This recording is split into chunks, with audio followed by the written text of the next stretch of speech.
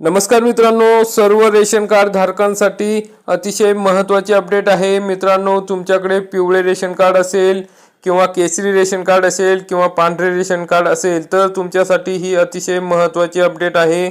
मित्रांनो, ration card संदर्भात अतिशय महत्त्वाचा असा GR आज प्रकाशित झालेला आहे।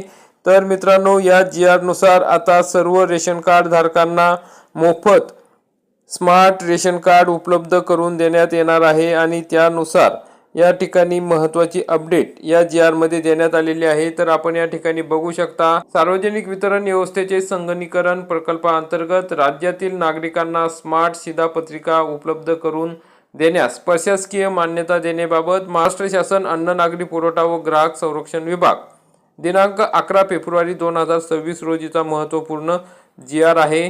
मित्रांनो, मुख्यमंत्री महोदयाच्या अध्यक्षतेखाली 30/12/2024 रोजीच्या बैठकीमध्ये 100 दिवसाच्या कार्यक्रमास मान्यता देण्यात आली। त्यानुसार जुन्या शिधापत्रिका हाताळण्यास अवघड व कागदी असल्याने रेशन कार्ड फाटण्याचे किंवा खराब होण्याचे प्रमाण जास्त आहे। तरी राज्यातील नागरिकांना स्मार्ट शिधापत्रिका वितरित करण्याचा निर्णय घेण्यात आलेला होता।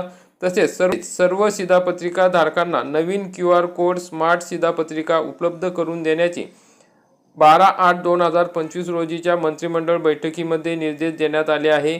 त्यानुसार मुख्य सचिव यांच्या अध्यक्षतेखाली उच्चाधिकार समितीसमोर 21/11/2025 रोजीच्या बैठकीमध्ये स्मार्ट शिधापत्रिका वितरित करण्याचा प्रस्ताव सादर करण्यात आलेला आहे। स्मार्ट शिधापत्रिका प्रकल्प राबविण्यास व त्याकरिता येणाऱ्या खर्चास मान्यता आज देण्यात आलेली आहे। त्यानुसार सार्वजनिक वितरण व्यवस्थेचे संगणकीकरण प्रकल्पाअंतर्गत राज्यातील राष्ट्रीय अन्न सुरक्षा योजना, पिवळी रेशन कार्ड असेल, दारिद्र्यरेषेखालील असेल, अंत्योदय रेशन कार्ड असेल, तसेच APL रेशन कार्ड असेल, या सर्व लाभार्थ्यांना स्मार्ट शिधापत्रिका उपलब्ध करून देण्याचे बाब शासनाच्या विचाराधीन होती आणि त्यानुसार 48 कोटी रुपये एवढ्या खर्चास प्रशासकीय मान्यता देण्यात आलेली आहे।